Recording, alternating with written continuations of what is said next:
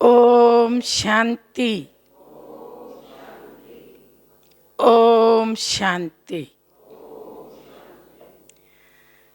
परम कल्याणकारी परम पिता परमात्मा शिव की अति प्रिय संतान आप सभी प्रभु प्रेमी भाई बहनों को प्रणाम। हमारी माइथोलॉजी में राजा जनक की चर्चा आती है। राजा जनक को जीते जी जीवन मुक्ति मिली।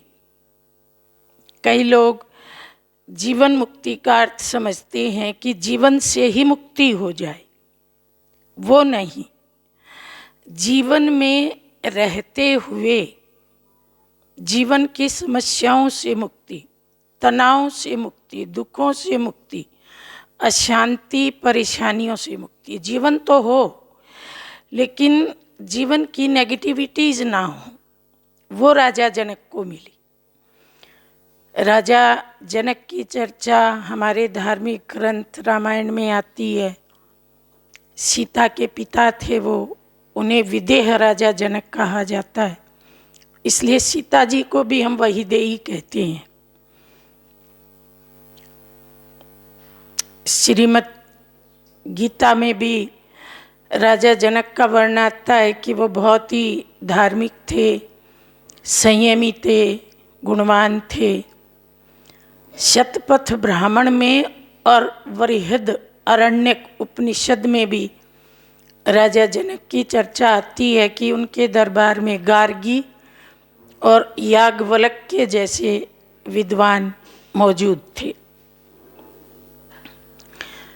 तो राजा जनक का जो जीवन था वो सन्यासी नहीं थे। महल में रहते थे, नौकर चाकर थे, वैभव था, लेकिन फिर भी सन्यासियों से भी ऊंची उनकी आध्यात्मिक स्थिति थी। सन्यासी भी उनसे ब्रह्म का ज्ञान सीखने आते थे, संयम की शिक्षा लेने आते थे। जैसे वेद व्यास जी ने अपने पुत्र सुखदेव को राजा जनक के पास भेजा था कि इन्हें वैराग्य का, संन्यास का ज्ञान दीजिए। तो जब वो राजा जनक के पास आए तो पहले दिन उन्होंने सुखदेव जी को एक झोपड़ी में रखा, कुछ बासी रोटी और पानी उनके सामने रख दिया। सुखदेव जी ने बड़े प्रेम से वो बासी सूखी रोटी खाई और उस झोपड़ी में बड़े आनंदित रहे। फिर अगले दिन उन्होंने एक बहुत सुंदर हाथी सजवाया और उसके ऊपर सुखदेव जी को बिठा करके और पूरे शहर में उनकी यात्रा निकाली। पूरी प्रजा उन पे फूल और कोई कोई तो मोहरें भी उनके ऊपर फेंक रही हैं, तो भी सुखदेव जी वैसे ही मुस्कुराते रहे। तब राजा जनक ने महर्षि व्यास को कहा कि आपके बच्चे को ज्ञान की आवश्यकता नहीं है, क्योंकि ज्ञान का फल है निंदा, स्तुति, मान, अपमान, समान। मैंने इसकी परीक्षा लेके देखी है, दोनों में समान है, और उसको वापस भेज दिया। तो राजा जनक महल में रहते भी अनासक्त थे, ज्ञान पिपासु थे, सारा कारोबार संभालते भी डिटैच, उपराम, अनासक्त थे। एक बार उन्होंने अपनी नगरी के सभी विद्वानों को अपने पास बुलवाया, बहुत बड़ी सभा आयोजित की। सभा का उद्देश्य था आत्मज्ञान की चर्चा करना, ताकि राजा उस आत्मज्ञान के सागर में डुबकी लगा सके। तभी सभा में अष्टावक्र का प्रवेश हुआ। अष्टावक्र एक बहुत ही ज्ञानी बालक था, लेकिन उसके शरीर में 8 बंक थे, जन्मजात 8 जगह से टेढ़ा था। आजकल भी आप देखते हैं कोई कोई बच्चा पोलियो के कारण इस प्रकार की समस्या का सामना करता है। तो जैसे ही अष्टावक्र सभा में प्रवेश हुए, वो जो बड़े बड़े विद्वान बैठे थे वो सभी खिलखिला के हंस पड़े। तो अष्टावक्र ने राजा से पूछा, महाराज ये किसकी सभा है? तो महाराज ने उत्तर दिया, ये मेरी नगरी के चुने हुए विद्वान हैं, आचार्य हैं। अष्टावक्र ने कहा, नहीं, मुझे ये विद्वान आचार्य नजर नहीं आ रही महाराज, मुझे तो लगता है आपने चरमकारों की सभा इकट्ठी की है, चरमकार। और जैसे ही उसने कहा कि ये चरमकारों की सभा है, तो सब विद्वान लाल पीले हो गए गुस्से में और कहा, राजा आपने हमारा अपमान कराने के लिए यहाँ बुलाया था क्या? देखो ये हमें क्या बोल रहा है। तो राजा जनक ने पूछा, अष्टावक्र आपने इन बड़े बड़े विद्वानों के लिए ऐसा शब्द क्यों प्रयोग किया? तो अष्टावक्र ने कहा, महाराज इस दुनिया में जो व्यक्ति लोहे का काम करता है वो लोहार कहलाता है, और उसकी नज़र लोहे पे ही पड़ती है क्योंकि उसको काम ही लोहे का करना है। जो सोने का काम करता है, सोने को देखता है, उसे हम सुनार कहते हैं। और जो चरम को देखता है और चरम का काम करता है उसको हम चरमकार कहते हैं। तो मैं जैसे ही सभा में प्रवेश हुआ, इन्होंने मेरे ज्ञान को नहीं देखा, आत्मा को नहीं देखा, सीधा मेरी चरम को देखा। तो ये सब कौन हुए? तब राजा को लगा कि अष्टावक्र केवल ज्ञान का वर्णन करने वाला नहीं है, लेकिन ज्ञान इसके जीवन में उतरा हुआ है। तो राजा ने कहा, अष्टावक्र आज से तुम मेरे गुरु हो। अब आगे आगे राजा को कैसी अनुभूतियां होती जाती हैं उनकी हम चर्चा करेंगे, लेकिन सबसे पहले हम ये जानेंगे कि अगर हम चर्म नहीं हैं तो हम कौन हैं? अष्टावक्र ने कहा, इन्होंने मेरी आत्मा को नहीं देखा, ज्ञान को नहीं देखा, चर्म को देखा। तो सामने से तो चर्म ही दिखाई देती है, और हमारे रोज के व्यवहार में हम चर्म को ही तो देखते हैं। अगर बहू लेके आनी हो तो बताओ क्या देखते हो? दो चीजें देखते हो, एक चमड़ी और एक दमड़ी। क्या देखते हो भाई? चमड़ी और दमड़ी। अगर जमाई ढूंढना हो तो भी क्या देखते हो? चमड़ी और दमड़ी, दो ही चीजें देखते हो। अगर किसी के यहाँ बच्चे का जन्म हुआ और आपको अगर वो बच्चा 1 दिन का, 2 दिन का, 6 दिन का देखने का मौका मिले तो आप क्या देखते हो? चमड़ी देखते हो, काला बच्चा है, गोरा बच्चा है, माँ पे गया, बाप पे गया, यही तो देखते हो। लेकिन जो ज्ञानी लोग होते हैं, आत्मज्ञानी, उनकी नज़र चमड़ी पे नहीं जाती। जैसे महात्मा बुद्ध के जन्म के समय एक महाज्ञानी दरबार में आया, राजा ने कहा, मेरे यहाँ पुत्र का जन्म हुआ है, आप उसे आशीर्वाद दीजिए। और जैसे उस महाज्ञानी ने बुद्ध को देखा तो उसके मस्तक को देखते ही उसने कहा, महाराज या तो ये बहुत बड़ा सन्यासी बनेगा और या तो ये चक्रवर्ती सम्राट बनेगा। तो महान आत्माओं की नज़र मस्तक पे जाती है। मस्तक में जो भाग्य और जो भविष्य छिपा है वो उसको देखते हैं। तो क्या हम मस्तक को देखना जानते हैं? मस्तक में कौन है, कहाँ बैठा है, क्या उसका स्वरूप है, क्या वो करता है, कहाँ से आता है? शरीर को हम देखते हैं, लेकिन शरीर के भीतर कोई तो है। मान लीजिए आप अपने दादाजी को हॉस्पिटल लेके गए, आपने कहा डॉक्टर साहब हमारे दादाजी 90 साल के, इनको अच्छे से डायग्नोस कीजिए, पैसे की चिंता मत करना। तो डॉक्टर साहब दादाजी को अंदर ले गए, बहुत प्यार से ले गए, बहुत रिस्पेक्ट से ले गए। जो डायग्नोस्टिक टेबल थी उसके ऊपर लिटा दिया, उनके बॉडी के सारे पैरामीटर देखने लगी और इतनी देर में दादाजी की आत्मा चली गई। तो डॉक्टर बाहर भागा, कहता है मिस्टर सॉरी, आप बॉडी को ले जाइए।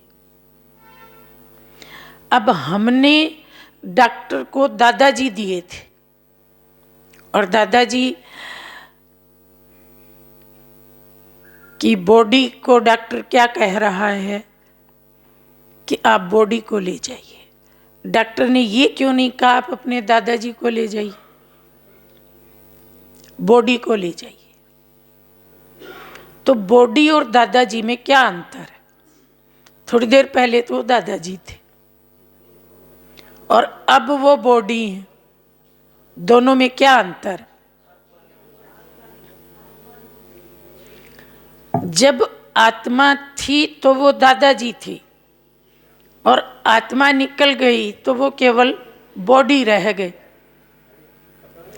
इसलिए ये जो देह के नाते हैं ये देह के साथ नहीं है, ये आत्मा के साथ। अब मान लीजिए हम दादाजी की बॉडी को लेकर के घर आए और वो जो छोटा सा पोता है वो कहता है मैं तो दादाजी की गोद में बैठूंगा। सुबह मुझे दादाजी वायदा करके गए थे कि मैं जब आऊँगा तो तुमको गोदी में लूँगा, पर हमने बच्चे को पकड़ लिया कि बेटा नहीं, दादाजी को छूना मत, छुओगे तो नहाना पड़ेगा। तो बच्चा पूछता है सुबह मैं गोदी में बैठा तब तो नहाया नहीं था, अब क्यों नहाना पड़ेगा? आत्मा के निकलते ही शरीर को क्या हो गया?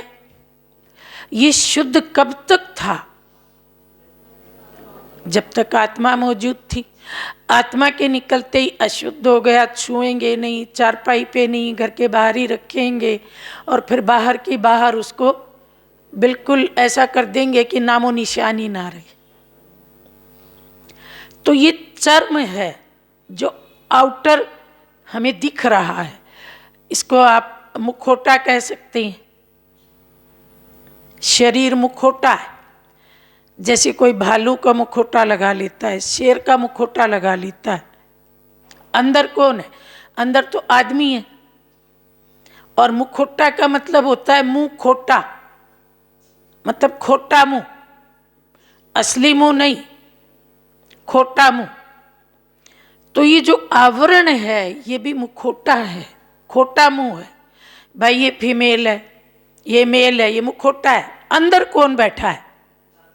आत्मा। आत्मा ना मेल है ना फीमेल है। हम मुखौटे को देख के भ्रमित हो जाते हैं कि ये तो फीमेल है, भ्रमित हो गई। फीमेल नहीं है, उसके भीतर एक चेतना है, बिल्कुल मेरी चेतना जैसी चेतना है।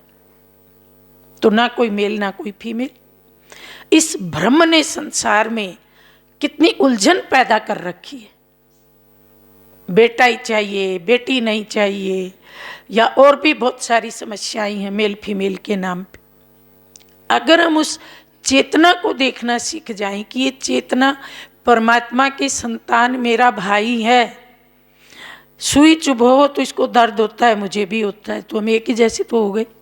भूख इसको लगती, भूख मुझे लगती, ऑक्सीजन इसको चाहिए, ऑक्सीजन मुझे चाहिए, इसके खून का रंग लाल, मेरे खून का रंग लाल। तो भेद कहाँ है मेल फीमेल में? लेकिन हमने भेद की इतनी बड़ी दीवार खड़ी कर रखी है जिसके कारण समस्याएं रोज अजगर की तरह मुंह फैलाएं खड़ी रहती। तो अष्टावक्र ने कहा ये चरमकार है, चरम को देखते हैं, इस चरम के भीतर छिपे हुए हीरे को नहीं देखते।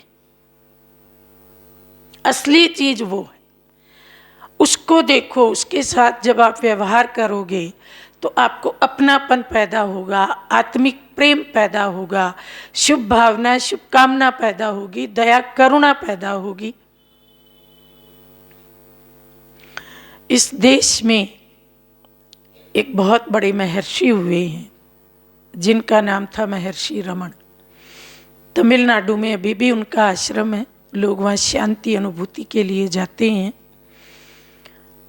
जब वो 14 साल के थे तो उनके पिताजी ने देह त्याग कर दिया। घर के लोग रोने लगे तो बच्चे ने पूछा कि आप लोग क्यों रो रही हो? घर के लोगों ने कहा आपके पिताजी चले गए।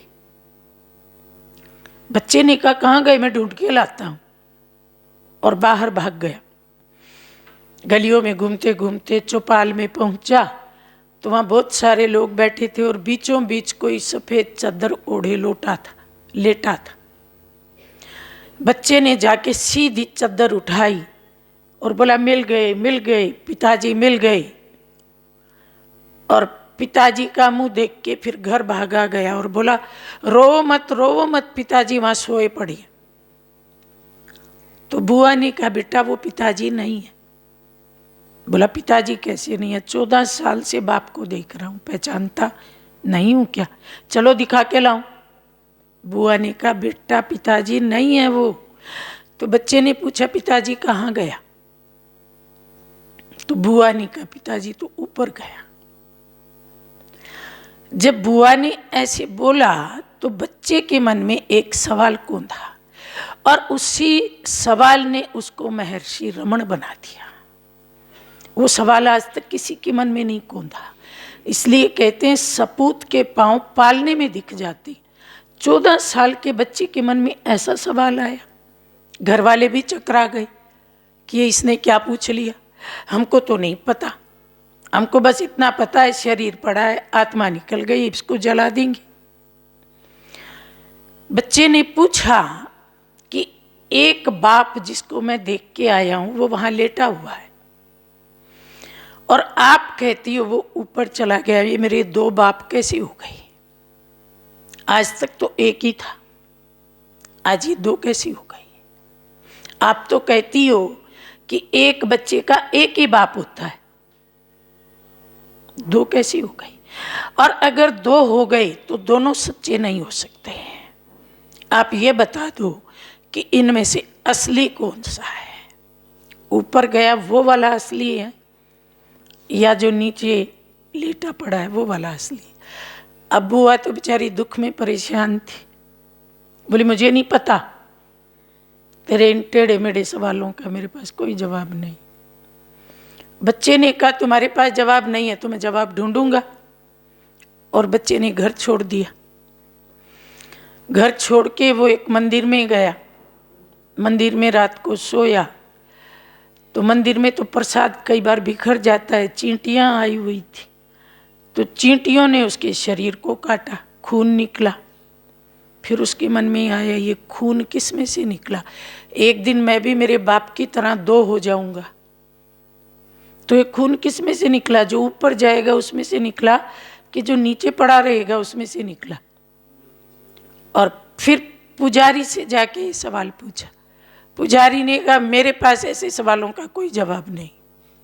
तो उसने मंदिर भी छोड़ दिया और फिर भारत के जितने भी तीर्थ थे नामी गिरामी सब में घूमता रहा कि मुझे मेरे प्रश्न का उत्तर दो कि इनमें से असली कौन है और नकली कौन है, ये जो 2 हो जाते हैं।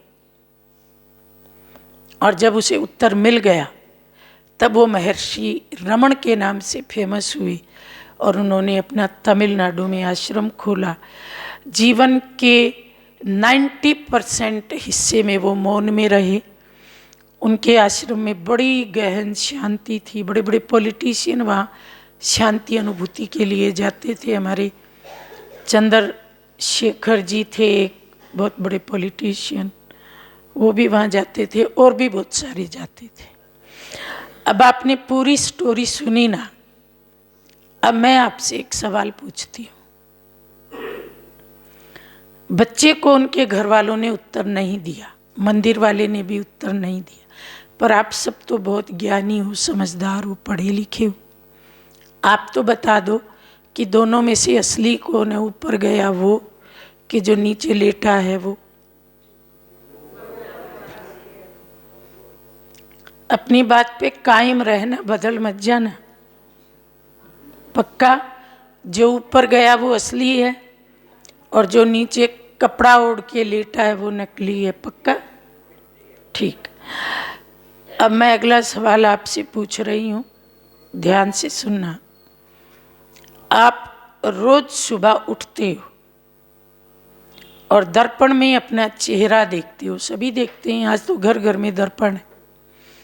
आपको पता है जब यूरोप में औद्योगिक क्रांति हुई तो पहला दर्पण यूरोप में बना।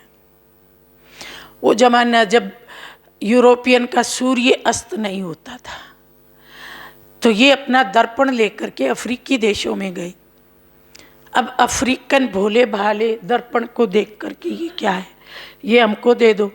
बोला इसके बदले हमको सोना मिलेगा तो देंगे। तो अफ्रीकन्स को बड़ा लूटा इन्होंने, दर्पण के बदले सोना, क्योंकि पहली औद्योगिक क्रांति वहीं हुई थी। भारत के साथ भी ऐसा ही किया था। जमशेद जी टाटा गए थे, बोला हमको ये तकनीक सिखा दो। बोला तुमको तकनीक सिखा देंगे तो हम क्या खाएंगे। लेकिन आज तो औद्योगिकरण सारी दुनिया में फैल गया है। तो ये जो सुबह सुबह हम दर्पण में चेहरा देखते हैं, सभी देखते हैं, वॉश बेसिन के ऊपर भी लगा रहता है, ब्रश करते हैं तो मुंह देखते रहते हैं।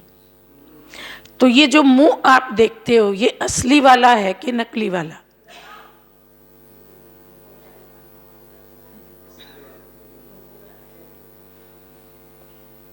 मुंह दिखाई देता है, ये असली वाला देख रही हैं कि नकली वाला? पिछले वाले सवाल में तो आप एक साथ बोले सारे, और अब आप ऐसे मौन हो गए जैसे बहुत मुश्किल आईएएस की पढ़ाई वाला सवाल आ गया हो।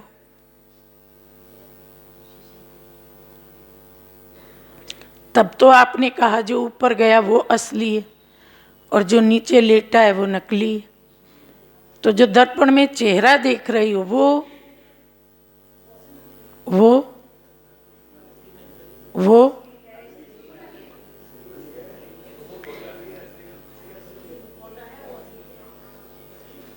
नकली है। नकली मुखौटा है, आत्मा दिख थोड़े रही है।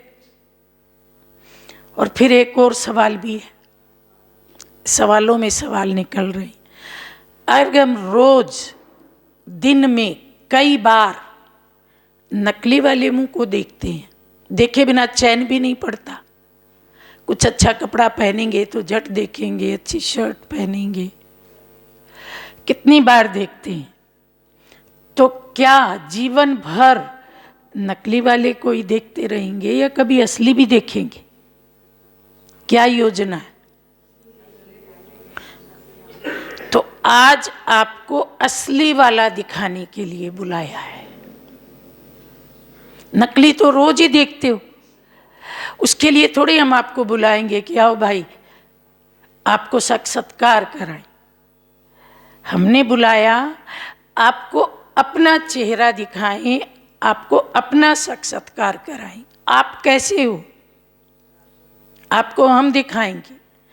तो एक दर्पण वो है जिसमें शरीर दिखता है, मुखड़ा देख ले प्राणी जरा दर्पण में, कितने पाप और पुण्य तेरे जीवन में, कबीरदास जी का दोहा है।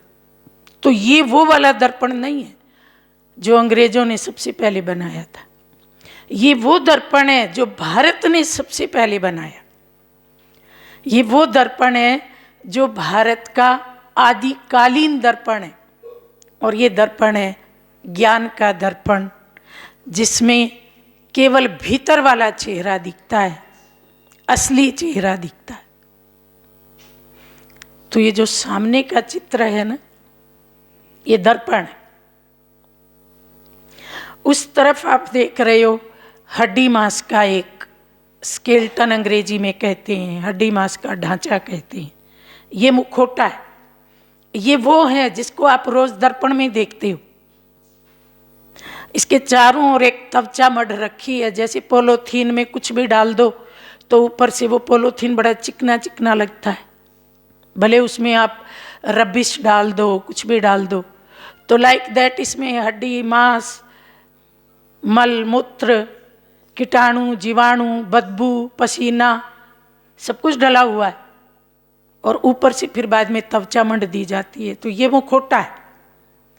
और इस मुखौटे में जब ये बीचों बीच आपको एक गोल गोल चित्र दिख रहा है, ये दिखाने के लिए बड़ा बनाया, वास्तव में तो ये बहुत सूक्ष्म है। इसके बीच में जो पीली वाइट डॉट दिख रही है उससे भी छोटा रूप, स्टार लाइक। इसलिए कोई देह छोड़ता है तो हम कहते हैं नूर गया, तो ये वो नूर है। प्रकाश गया, ये वो प्रकाश है। ज्योति गई, ये वो ज्योति है। लाइट गई, ये वो लाइट है। फिर कोई कोई कहते हैं रूह गई, कोई कहता है हंस उड़ गया। और जब ये दोनों मिले तो ये देखो ये कितना सुंदर बन गया। इसको देखने को मन करता है, उधर वाले को देखने को मन करता है क्या? तो उसमें और इसमें क्या अंतर है? इधर आत्मा है, उधर आत्मा नहीं है। तो ये ब्यूटी किसकी है? जैसे आप अपनी दुकानों पे साइन बोर्ड लगाते हो और उसके पीछे 2-3 ट्यूब लगी रहती हैं। जब ट्यूब जलाते हो तब तो वो बहुत चमकता है, और ट्यूब को बंद कर दो तो दिखता ही नहीं है, किसी की नजर ही नहीं जाती है। तो ये भी उस साइन बोर्ड की तरह से है। जब आत्मा रूपी ट्यूब यहाँ जलती है तो ये चमकता है, बात करने को, नजदीक जाने को मन करता है। और जैसे ही ट्यूब बुझ गई फिर कोई नजदीक जाता है क्या? तो ये है दर्पण, जिसमें हम अपना स्वरूप देख रही हैं। मैं कौन हूँ? मैं एक आत्मा हूँ, चेतना हूँ, जीवंत एंटिटी हूँ। शरीर जड़ है, भौतिक तत्वों से बना है, बनता है, मिटता है। ये जो हम आयु बताते हैं यही शरीर की है। भाई तुम कितने साल के हो? मैं 50 साल का हूँ। ये 50 साल आयु इस शरीर की है, आत्मा की नहीं है। आत्मा अकाल है, काल से परे, अजर अमर। आत्मा ना जन्मती ना मरती। जन्म किसका हुआ? शरीर का। मृत्यु किसकी हुई? शरीर की। आत्मा केवल ट्रैवलिंग करती है। इधर आई मेरठ में ट्रैवलिंग करती, 60-70 साल यहाँ रुक गई, फिर देखा ये जर्जर हो गई गाड़ी, इसको छोड़ करके अगली बार दिल्ली चली गई, अगली बार चंडीगढ़ चली गई। Soul is only traveller. हम यात्री हैं इस रंगमंच के। शरीर वो ढांचा है, वो कपड़ा है, वो कॉस्ट्यूम है जिसको पहन करके हम रंगमंच पे रोल प्ले करते हैं। तो ये असली चेहरा है। अब इसकी और भी कई खूबियां हैं। आत्मा को शस्त्र नहीं काट सकता, जल नहीं गला सकता, वायु नहीं सुखा सकती, अग्नि जला नहीं सकती। आत्मा को कोई पकड़ नहीं सकता। चलो मैं पकड़ करके पिंजरे में डाल लूं, बंधन में डाल लूं। मरणशील व्यक्ति को कांच के बॉक्स में रखा गया, क्या निकलेगा? वैज्ञानिकों ने पकड़ने की कोशिश की, कुछ पकड़ में नहीं आया, लेकिन बॉडी डेड हो गई। कोई भौतिक शक्ति, साइंस की शक्ति आत्मा को पकड़ नहीं सकती, बंधन में नहीं डाल सकती। आत्मा स्वतंत्र है, अपने कर्मों के हिसाब से आना जाना करती है। मुझे याद है एक बार मैं केनिया में थी। केनिया की राजधानी है नैरोबी। तो वहाँ पे सभा में कुछ डॉक्टर्स बैठे थे, तो उसमें से एक ने कहा कि आप भारत के लोग आत्मा आत्मा की बातें तो बहुत करते हो, पर आत्मा दिखती तो है नहीं। अगर ये आत्मा दिख जाए तो कितना अच्छा हो। इसको याद करना, इसके बारे में जानना कितना सरल हो जाए। तो मैंने कहा डॉक्टर साहब आपकी बात तो बिल्कुल अच्छी है, आपने डॉक्टर जैसी बात की। भाई कान दिखता है तो कान का इलाज करना सरल है, आँख दिखती आँख, अब आत्मा दिखती ही नहीं तो क्या करें, कैसे समझें है भी कि नहीं है। पर मैंने कहा डॉक्टर साहब इसका एक दूसरा पहलू भी है। जब से मेडिकल साइंस आया और जब से शरीर के भीतर की चीज़ें दिखने लगी, भाई 2 किडनी है, एक से काम चल जाता है, तो लोगों ने किडनी का अवैध व्यापार चालू कर दिया। जब से पता पड़ा कि शरीर में खून है और उसको बाहर निकाल के किसी और में भी डाला जा सकता है, तो अवैध ब्लड बैंक खुल गए। और अगर डॉक्टरों को पता पड़ जाता है कि ये आत्माएं निकल सकती है, तो एक अवैध आत्म बैंक भी खुल जाता और एक नई क्राइम ब्रांच शुरू हो जाती। हम जाते हॉस्पिटल में, डॉक्टर साहब इलाज कर दो, वो आत्मा कोई पकड़ करके बैंक में डाल देता। हम तो देखते ही रह जाते आत्मा कहाँ गई। अमीर आदमी कभी मरता नहीं और गरीब कभी जिंदा नहीं रहता, क्योंकि इधर वाली उधर ट्रांसफर हो जाती। लेकिन ये एक ही ऐसा क्षेत्र है जहां किसी भी मनुष्य का जोर नहीं चलता। इसलिए जन्म और मृत्यु किसी के रोके नहीं रुकते। जन्म को तो लोग रोकने की कोशिश करते हैं, बस यही कोशिश है कि उसको मार दो, लेकिन मरने के बाद वो आत्मा फिर जन्मेगी दूसरी जगह। आपने कपड़ा फाड़ दिया, उससे क्या फर्क पड़ता है, दूसरा कपड़ा मिलेगा। आत्मा शरीर को चलाती कैसे है?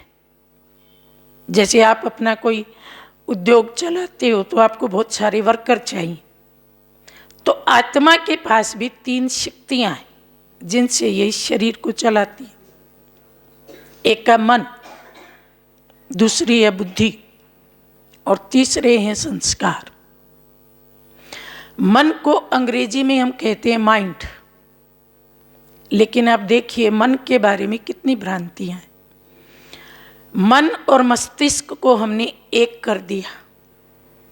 किसी से पूछो मेमोरी कहाँ है, तो हम क्या जवाब देते हैं?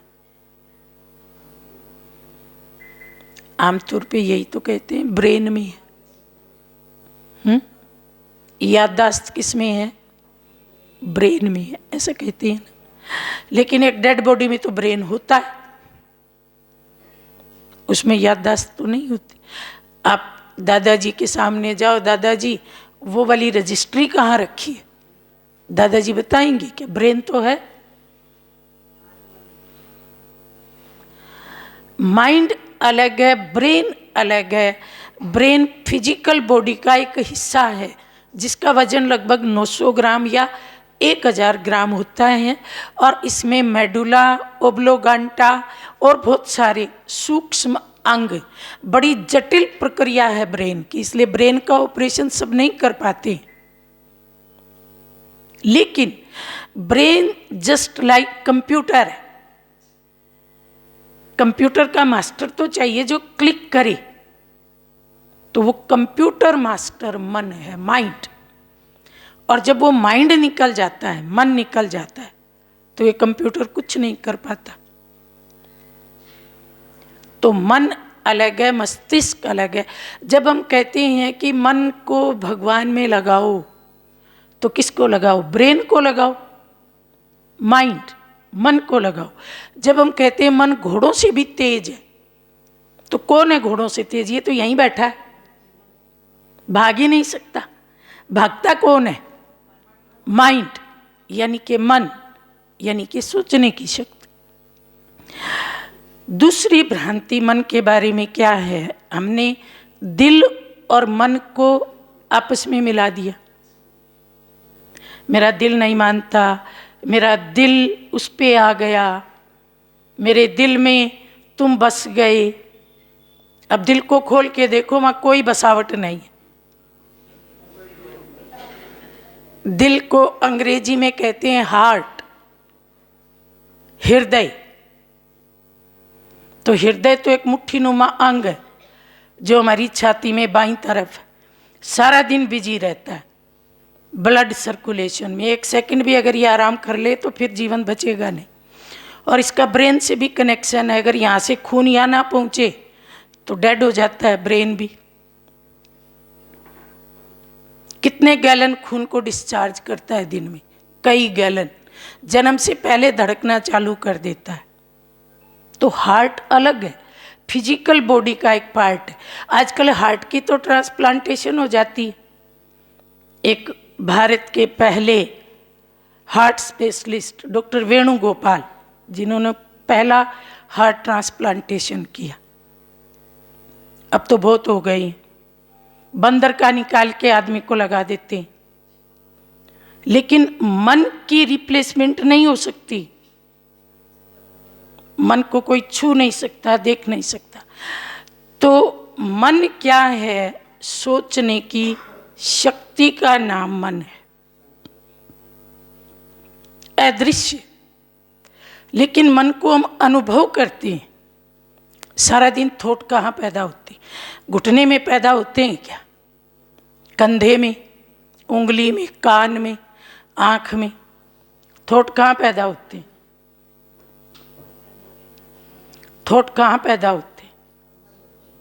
मन में। मन कहाँ है? जब कोई बात सोचनी हो तो हम उंगली यहाँ लगाते, मतलब सोच यहाँ पैदा हो रही है। आपने देखा होगा, जब कोई टायर में पहले ट्यूब हुआ करती थी, आजकल तो अलग प्रकार के टायर आने लगे। ट्यूब में जब पंक्चर हो जाता था तो उसको पानी में डाल करके देखते थे पंक्चर कहाँ है, फिर बुलबुले उठते दिखते थे। तो उन बुलबुलों की तरह से यहाँ थॉट पैदा होते रहते, एक के बाद दूसरा, दूसरे के बाद तीसरा। कई बार तो कोई लिंक नहीं होता उनका। एक चीज देखी तो उससे कनेक्टेड विचार पैदा हो गए, दूसरी देखी दूसरी विचार पैदा हो गए। तो वैज्ञानिकों ने मन के ऊपर शोध की, क्योंकि आजकल 90% जो बीमारियां हैं वो साइकोसोमेटिक है। साइकोसोमेटिक का मतलब है पहले मन में, साइकी में पैदा होती है, और सोमान मतलब बाद में बॉडी में आ जाती है। कोई व्यक्ति 6 महीने से लगातार दुखी है, अंदर ही अंदर घुट रहा है, प्रेशर महसूस कर रहा है, खाना हजम नहीं होता, नींद नहीं आती है, तो 6 महीने तो मन ने उस प्रेशर को किसी तरह से ढोया और अब उसके लिए वो असंभव हो गया। तो उसके सिम्टम्स बॉडी में दिखने लगे। बस इसका नाम बीमारी है। ये बीमारी आज नहीं है, 6 महीने से थी, लेकिन पहले साइकी में थी और अब सोमान में आ गई। फिर जैसे ही सिम्टम्स दिखते हैं तो हम डॉक्टर के पास जाते हैं। इसको शुगर हो गई, इसका बीपी हाई रहने लगा, इसको कैंसर हो गया, इसको अल्सर हो गया। तो डॉक्टर क्या करता है, वो जो सिम्टम्स दिखते हैं उनको दबाने की कोशिश करता है। वो एक बार दब गए, कहता है पेशेंट ठीक हो गया, लेकिन जो रूट कोज था वो तो खत्म हुआ नहीं। तो 2-4 महीने के बाद वो फिर सिम्टम्स दिखने लग जाते। तो एक तो दवाइयों का साइड इफेक्ट, और चूंकि वो बीमारी गई नहीं, वो फिर प्रकट हो गई, तो फिर उस बीमारी को खत्म करना एक बहुत बड़ा कॉम्प्लिकेशन बन जाता है। हर इनक्योरेबल बीमारियां आधुनिक युग की जीवन शैली द्वारा दी गई बीमारियां मन में पैदा हो रही। पहले की बीमारियां थी, फोड़ा हो गया, बुखार हो गया, कहीं कट लग गया, जख्म हो गया, ये बीमारियां थी। इनको हम बाहर से क्योर करते थे, तेल लगा लो, मलहम लगा लो। लेकिन मन की नेगेटिविटी, मन पे प्रेशर, टेंशन, अवसाद, उनसे जो बीमारियां पैदा हो रही हैं उनको भीतर जाकर के ट्रीट करना है। और उसके लिए हमें मन को जानना है। मन क्या है, मन की सोच कैसी है, तो इसके ऊपर बहुत शोध हो रही। एक तो मन के विचारों की गति पे शोध हो रही। अगर मन के विचार 1 से 3 तक है 1 मिनट में, तो उसको हम कहते हैं डेल्टा स्टेज। ये बड़े बड़े योगियों की, महायोगियों की होती है। जैसे हमारी दादी जानकी थी इस विद्यालय की चीफ, तो वो डेल्टा स्टेज में थी। 140 देशों में हमारी ब्रांचेज, मेरे जैसी 50,000 बहनें, लेकिन वो ऑलवेज डेल्टा स्टेज में रहती थी। कैसे पता हमें? एक बार वो कैलिफोर्निया यूनिवर्सिटी में गई थी, अमेरिका का एक स्थान है कैलिफोर्निया, तो वहाँ पे उन्होंने जैसे हमारे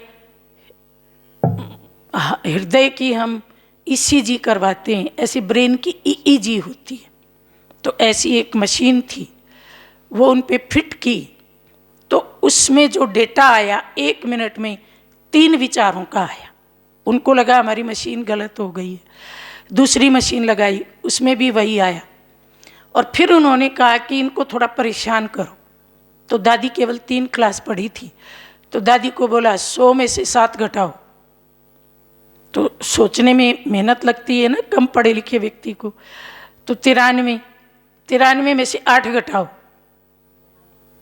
तो ऐसे, ताकि ये थोड़ी उत्तेजित हों और ये जो सोचने की गति है ये बढ़े। लेकिन फिर भी दादी उसी 3 की गिनती पे रही, और तब उन्होंने कहा the most stable mind in the world. दादी दुनिया की सबसे स्थिर दिमाग की महिला है। हम दादी के साथ लगभग 13 साल रहे आबू में। तो हमें कहती थी कि तुम मुझसे मिलने क्यों नहीं आती? मुझे नहीं, सबको ही कहती थी, मैं यहाँ खाली बैठी हूँ, तुमको क्या काम है?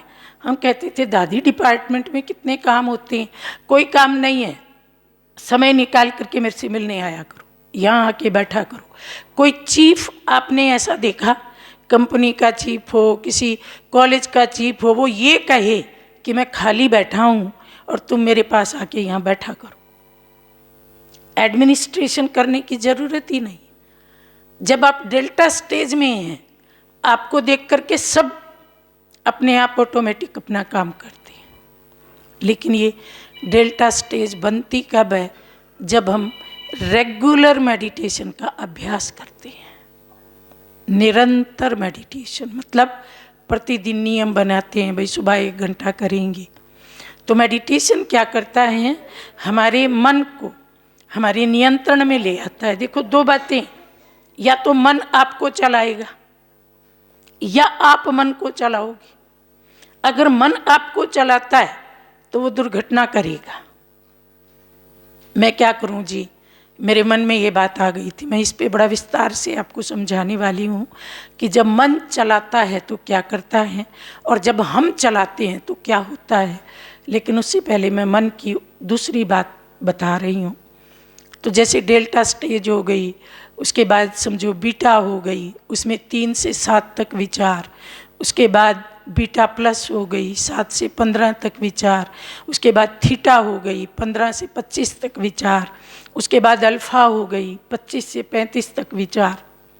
तो जितनी विचारों की गति बढ़ती जाती है, परेशानी बढ़ती है, अशांति होती है, तनाव आता है, अवसाद आता है। और अगर ये 35 से ऊपर चली गई तो आप हाइपरटेंशन में हो। 1 मिनट में अगर 35 से अधिक विचार आ रहे हैं हाइपरटेंशन में, 45 से ऊपर है, तो आप समझो पागल हो गए, अब आपको आगरा भेजना ही पड़ेगा। पागलपन क्या है? विचारों की असीमित गति। जैसे आप तेज गति से गाड़ी चलाओगे, भारत की सड़कें तो ऐसी हैं नहीं, आपने 120 पे गाड़ी चलाई तो क्या होगा? दुर्घटना ही।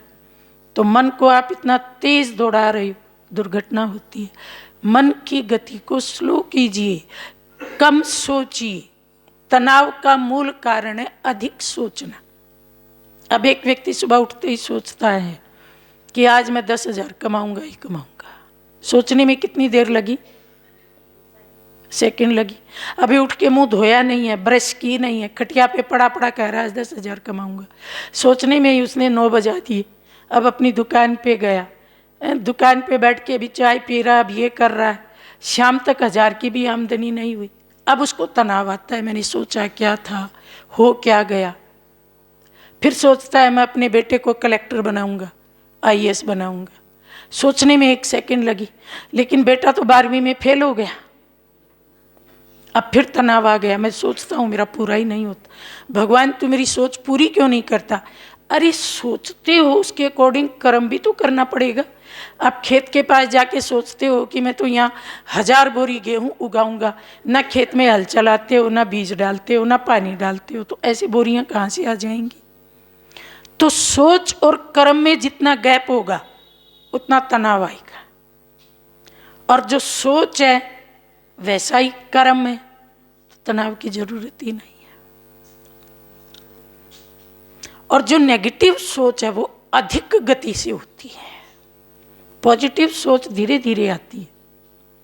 तो अपनी सोच को पॉजिटिव बनाएं और अपनी सोच को धीरे बनाएं। तो ये मन के ऊपर एक शोध है। अब एक दूसरी शोध है मन के ऊपर। मन के जो विचार है उनको श्रेणियों में विभाजित किया गया, कैटेगरीज बनाई गई। पहली प्रकार के विचार हैं जिनको हम कहते हैं आवश्यक विचार, दूसरे हैं जिनको हम कहते हैं व्यर्थ विचार, तीसरे हैं नकारात्मक, और चौथे हैं सकारात्मक। आवश्यक विचारों की जो कैटेगरी है उनकी संख्या बहुत कम है, क्योंकि मनुष्य की आवश्यकताएं लिमिटेड, अनलिमिटेड इच्छाएं होती हैं। आवश्यकताएं कभी भी अनलिमिटेड नहीं होती हैं। आप कितना खाना खा सकते हो ये बता दो? आधा किलो, 1 किलो, 10 किलो तो नहीं खा सकते ना। तो देखो लिमिट है, पेट भरने के बाद आपको छोड़ना ही पड़ेगा। आप कितनी खटिया पे सो सकते हो? एक पे ही तो सोओगे। कितने कंबल ओढ़ोगे? कितने जोड़ा जूता पहनोगे? 10 तो नहीं पहन सकते। कितनी शर्ट पहनोगे? लिमिट है ना। हमारी जो जरूरतें हैं वो लिमिटेड है। तो जब जरूरतें लिमिटेड हैं तो उनसे कनेक्टेड थॉट भी लिमिटेड है। थोड़ी सी सब्जी लाओ, दूध लाओ, खाना बनाओ, बच्चे को स्कूल भेजो, ऑफिस जाओ, ऑफिस से आके आराम करो, फिर खाना खाओ, फिर थोड़ा परमात्मा को याद करके सो जाओ। दिनचर्या तो बहुत ईजी है, लेकिन दिनचर्या में ही तो हम उलझते हैं। दिनचर्या में ही तो कॉम्प्लिकेशन आते हैं। गुस्सा दिनचर्या में आता है, झगड़ा दिनचर्या में होता है, दुश्मनी दिनचर्या में बनती है, ठोकर दिनचर्या में खाते हैं, चीज़ें दिनचर्या में भूलते हैं, प्रेस से कपड़े दिनचर्या में जलते हैं, सब्जी जल जाती है, कार का स्टेयरिंग हिल जाता है, दुर्घटना हो जाती है, धोखा, बेईमानी सब दिनचर्या में ही तो होता है। तो इसका कारण क्या है? इजी लाइफ कॉम्प्लिकेटेड क्यों है? इसका कारण है व्यर्थ विचार, जो आवश्यक के बीच में प्रवेश हो जाते हैं। जैसे पहले उदाहरण बताऊंगी तो अच्छे से समझ में आएगा। आपने खेती में एक आम का पौधा बोया और उसमें खूब सारी खाद डाल दी। आपका उद्देश्य है कि आम बड़ा हो और इसको आम लगे। लेकिन 1 सप्ताह के बाद जब आप गए तो आपने देखा कि उस खाद में जो वीट्स उगे थे, जंगली घास उगी थी, उसने आम के पौधे को ढक दिया और वो बहुत बड़ी बड़ी हो गई। तो खाद को कौन खा गया? वेस्ट जो वीट्स थे, पौधे थे, वो खा गए और आम का पौधा छूटा रह गया। तो जो व्यर्थ चीज थी उसने जो समर्थ आवश्यक चीज थी उसको दबा दिया। और अगर आप केयर ना करें तो आम कभी उगेगा नहीं, एक दिन जल करके खत्म हो जाएगा वो आम का पौधा। इसी तरह से मेरे जीवन की आवश्यकता है कि मैं दूध लेकर के आऊं, दूध मेरी आवश्यकता है। और दूध की डेयरी यहाँ से 10 मिनट के रास्ते पे, या 10 जाना 10 आना, तो केवल 20 मिनट का ही टाइम है। कोई मेहनत नहीं, मुझे दूध लेना आता है, डोली उठानी आती है, चलना आता है, नो कॉम्प्लिकेशन। लेकिन इसी में कॉम्प्लिकेशन होती है। कैसे होती है? जब मैं दूध लेने गई और अभी 5 मिनट का रास्ता पार किया तो मैंने देखा कि एक बहुत बड़ा प्लॉट है और उसकी मार्किंग हो गई है और उस पर एक मकान बन रहा है और मकान का भी बोर्ड लगा है कि इसमें 50 कमरे बनेंगे, एक स्विमिंग पूल बनेगा, एक ऑडिटोरियम बनेगा, एक लाइब्रेरी बनेगी वगैरह वगैरह। और उस पर लिखा हुआ है कि ये मिस्टर राजेंद्र कुमार का मकान बन रहा है। तो मुझे एकदम याद आता है कि ये तो मेरा क्लास फेलो था, मेरे साथ पढ़ता था, इतना बड़ा मकान बना रहा है। और मेरा मकान तो 100 गज में है, उसके भी फर्श जगह जगह से टूटे पड़े।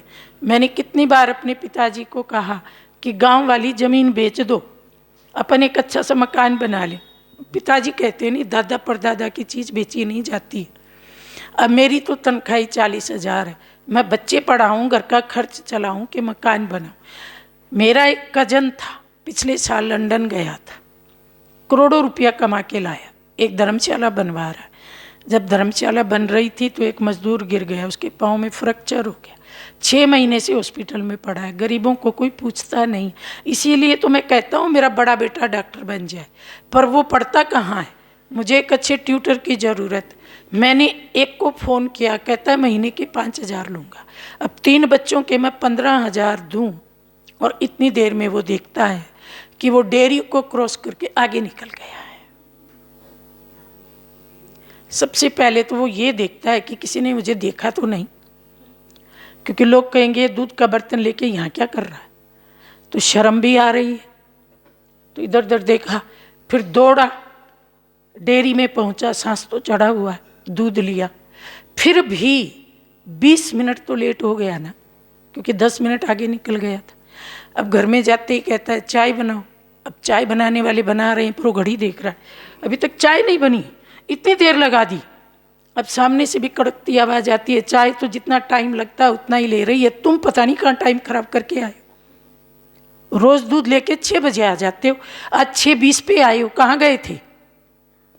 अब सुबह सुबह देखो, इधर से भी तीर, इधर से भी तीर, और 20 मिनट की ये देरी हर काम को देर करवा देती है।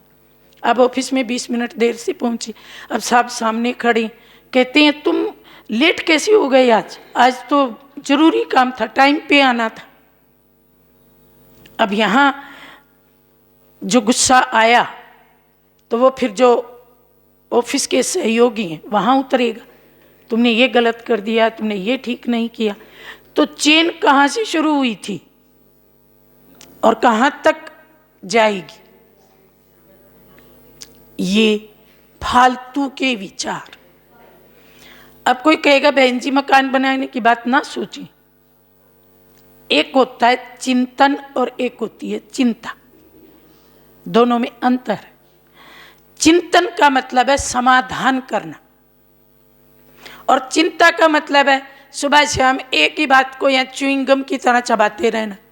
मेरा तो मकान पुराना है, टूटा पड़ा है, किसी को बुलाऊं तो दिखाने में शर्म आती है, मैं तो किसी को बुलाता भी नहीं हूँ। मेरा दोस्त किसी दिन आ गया, बॉस किसी दिन आ गया, तो टूटे फर्श देख के क्या कहेगा, सुबह भी, दोपहर भी, शाम भी। ये चिंतन नहीं है, ये आप अपनी मानसिक ऊर्जा को नष्ट कर रहे हो। समाधान सोचो ना, या तो अपने मन को समझा लो कि देखो भाई मकान जब बनेगा तब बनेगा, अब तो जैसा भी है मेरे सिर पे छत है, मैं खुश हूं।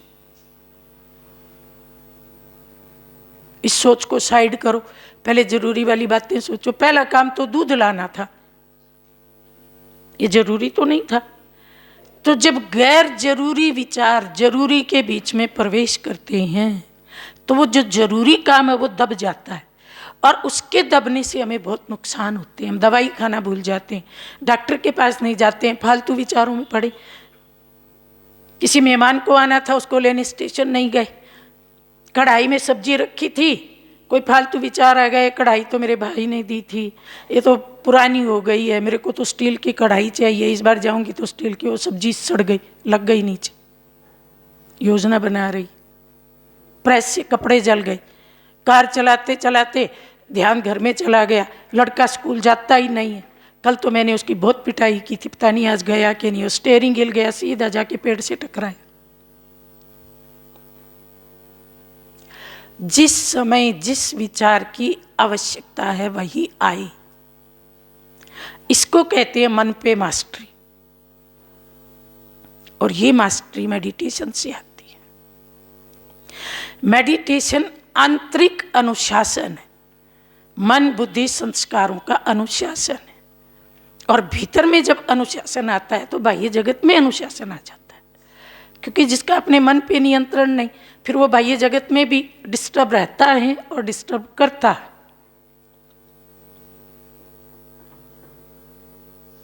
मेडिटेशन में हम क्या करते हैं, घड़ी घड़ी अपने भीतर जाते हैं, अपने विचारों के ऊपर नजर रखते हैं कि मैं क्या सोच रहा हूं और क्या मुझे सोचना चाहिए। जैसे मान लो खेत में हमने बादाम के पौधे बोए, 100 पौधे बोए, केवल 10 पौधे उगे, 90 पौधे उगे ही नहीं, तो हमारे 90 बीज नष्ट हो गए ना, उगे तो 10। तो मैंने सोची 100 बातें, उनमें से 10 ही की, 90 नहीं की, तो मेरे 90 विचार नष्ट हो गए। और जब ये विचार नष्ट होते हैं तो मन कमजोर हो जाता है और फिर मानसिक थकान होती है। तो आपने देखा होगा ना, मानसिक थकान वाले लोगों को एसी रूम में बैठे, कोई काम नहीं करते, बटन दबाते हैं, पियन पानी ले आता है, फाइल ले आता है, केवल साइन करना है, और शाम को 5 बजे आते हैं तो माथा पकड़ के कहते हैं मैं तो बहुत थका हूं। भाई तुमने कसी खो दी थी, थक क्यों गए? ये मानसिक थकान है, क्योंकि सोचा बहुत मन भर और किया कण भर, तो ऊर्जा नष्ट होती रही।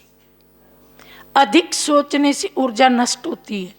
यही टेंशन है, यही अवसाद है, यही अनिद्रा है, और यही इनक्योरेबल डिजीज। तो मन के विचारों पे मास्टरी ये मेडिटेशन से आती है। अब हम अगले 2 विचारों को लेते हैं, नकारात्मक और सकारात्मक। नकारात्मक विचार कौन से हैं? नेगेटिविटी से भरे हुए विचार, विकारों से भरे हुए विचार, बुराइयों से भरे हुए विचार, काम, क्रोध, लोभ, मोह, अहंकार, ईर्ष्या, द्वेष, बदले की भावना, तेरा मेरा, नफरत, पक्षपात, ये जो विचार हैं ये जहरीले विचार हैं। जब जब ये विचार मन में आते हैं हमारी रोग प्रतिरोधक शक्ति नष्ट हो जाती है। हमारे शरीर में, खून में कुछ वाइट सेल्स होती हैं, वो नष्ट होने लगती हैं। इसलिए जब जब कोई नेगेटिव विचार आए सावधान हो जाओ कि मेरी रोग प्रतिरोधक शक्ति नष्ट हो जाएगी, मुझे ये विचार नहीं चाहिए। उसको उसी समय खत्म करो, रिप्लेस करो। नफरत के विचार को प्रेम से रिप्लेस करो, क्रोध के विचार को शांति से रिप्लेस करो।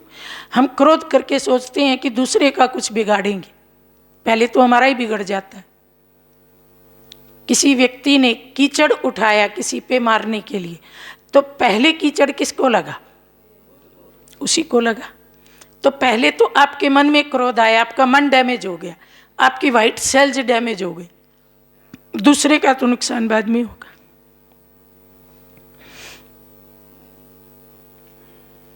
तो नेगेटिव थॉट्स विचारों की गति बढ़ा देते हैं।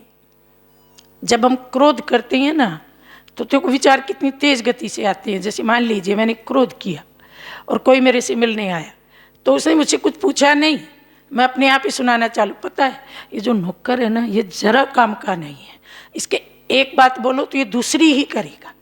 उसने तो पूछा ही नहीं आपका नौकर कैसा है, लेकिन चूंकि भरा हुआ वही है। और कितना तेज गति से चलते हैं, इसने ऐसा क्यों किया, ये नहीं करना चाहिए था, ऐसे क्यों किया। और अगर किसी विषय पे आपको कंसंट्रेट करना है तो आप कंसंट्रेट हो ही नहीं सकेंगे, किसी बात पे चिंतन नहीं कर पाएंगे, कोई निर्णय नहीं ले पाएंगे, क्योंकि वही नौकर और उस नौकर की एक्टिविटी यहाँ पे माला की तरह आप जाप कर रहे हो।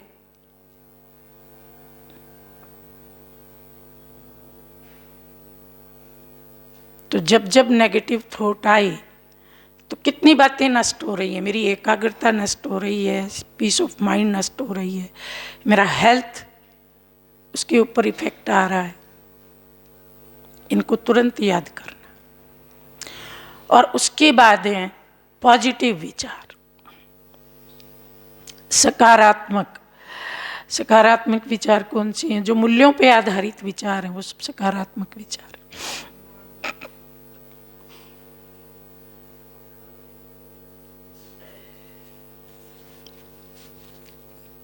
शांति, आनंद, प्रेम, पवित्रता, ज्ञान, गुण, शक्तियाँ, रहम, करुणा, संतोष, हर्षित मुक्ता, नम्रता, सत्यता, दिव्यता, पवित्रता, इनसे कनेक्टेड जो थॉट्स हैं वो सब के सब पॉजिटिव थॉट्स। जब ये विचार आते हैं तो मन के विचारों की गति धीमी हो जाती है, इसलिए शांति मिलती है। ये विचार अमृत तुल्य है। इन विचारों को हम हीलिंग थॉट्स भी कह सकते हैं। अगर हम प्रतिदिन कुछ समय निकाल करके ये वैल्यू बेस्ड थॉट्स पैदा करें तो बड़ी बड़ी बीमारियों को हम खत्म कर सकते हैं, क्योंकि थॉट थेरेपी ये भी बहुत फेमस थेरेपी। और फिर जब हम अच्छे विचार पैदा करते हैं तो संसार में अच्छे वाइब्रेशन फैलते हैं। जैसे आजकल की एक प्रॉब्लम है कि भाई पॉल्यूशन बहुत है, पांचों तत्वों में पॉल्यूशन है, हवा में, पानी में, आसमान में, धरती में, लेकिन सबसे अधिक पॉल्यूशन कहाँ है? मानव मन में। और वो पॉल्यूशन ही बाह्य पॉल्यूशन को क्रिएट कर रहा है। तो अगर मैं अच्छे विचार पैदा करूं तो जहां मैं रहता हूं कम से कम वहां तो अच्छे विचार फैलेंगे ना, तो मेरा घर मंदिर बन जाएगा। मंदिर में सब लोग शांति के विचार लेके जाते हैं तो वो शांति के विचार वहाँ फैल जाते हैं, सबको शांति मिलती। अगर मैं घर में पॉजिटिव थॉट्स पैदा करूं तो मेरा घर ही मंदिर बन जाएगा। और जो हम देते हैं वही लौट के आता है। मान लीजिए मैंने काली गेंद दीवार पे फेंकी तो काली ही तो आई, वाइट फेंकी तो वाइट आई। अगर मैंने क्रोध के वाइब्रेशन वातावरण में फैलाए तो मेरे पास लौट के क्या आएगा? क्रोध ही तो आएगा। अगर मैंने पीड़ा के वाइब्रेशन फैलाए तो मेरे पास लौट के क्या आएगी? पीड़ा ही तो आएगी ना। जो बोया वही तो उगेगा। अगर मैं जीवन में पीड़ा नहीं चाहता तो पीड़ा के थॉट्स पैदा करना बंद कर दूं। अगर मैं दुख नहीं चाहता तो दुख देने और लेने के विचार पैदा करना बंद कर दूं। दुख को सुख में बदलूं। ये भी एक बहुत बड़ी कला है, जीवन जीने की कला है। आजकल देखो हम व्यर्थ चीज़ों को अच्छा बनाते। मैं अभी पंजाब में गई थी तो जो चावल, जो धान होता है उसके ऊपर का जो कवर होता है, उसका छिलका, उससे वो लोग एक प्रकार की गैस बना रही हैं, जैसे सीएनजी होती है, लाइक दैट। तो लोग जिसको पहले जला देते थे, व्यर्थ कूड़ा समझते थे, उससे काम की चीज़ बना रही हैं ना। तो क्या हम दुख को सुख में नहीं बदल सकते? ये एक कला है, ये भी तो हमें सीखनी चाहिए ना। जीवन में दुख बहुत है, अगर हम उसे सुख में बदल लें तो कितना माला माल हो जाए।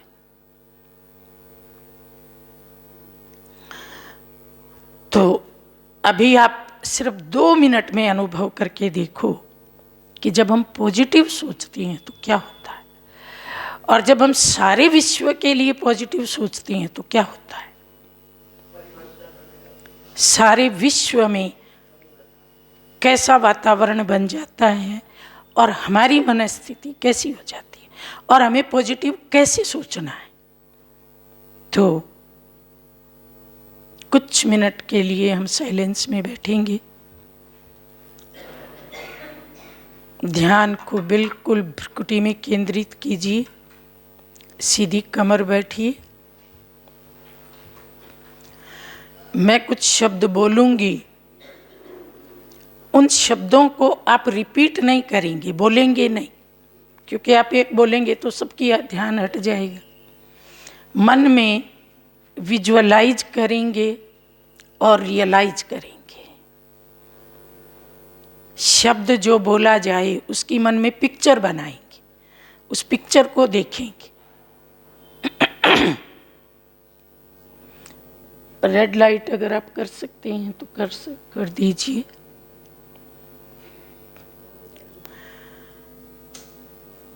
कमर सीधी, शरीर स्थिर। अपने आप से पूछिए मैं कौन हूँ और खुद ही उत्तर दीजिए मैं एक शुद्ध आत्मा हूँ, दोनों नेत्रों के बीच भ्रुकुटी में विराजमान हूँ।